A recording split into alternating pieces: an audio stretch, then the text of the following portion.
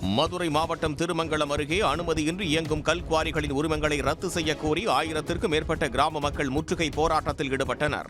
கல்லணை புதூர், அச்சங்குளம் உள்ளிட்ட கிராமங்களில் 15க்கும் மேற்பட்ட குவாரிகள் இயங்கி வருகின்றன. கூடுதலாக சில குவாரிகளுக்கும் அரசு அனுமதி அளித்திருப்பதாக கூறப்படுகிறது.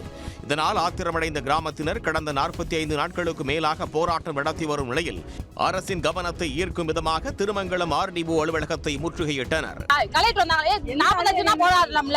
ஒரு சார் கூட எங்க ஊருக்கு வரவே பாதையே தெரியலையா? அது என்ன சார், ஒரு குடும்பம் வாழ்றதுக்கு ஒரு ஊரவே கொள்ளணும்னு நினைக்கிறீங்க? ஒரு ஊர் முக்கியமா, ஒரு குடும்பம் முக்கியமா? அவங்க என்ன நல்லா பார்த்தா 10 குடும்பம் இருப்பாங்களா கரசர்காரங்க? அவங்க வாழலாம், ஒரு 1000 குடும்பம் ஆகலாமா? எந்த வழியில சார் உங்களுக்கு நியாயமாப்படுது? இதுக்கு எல்லா பேருமே துணை போறீங்க, இது நியாயமா உங்களுக்கு?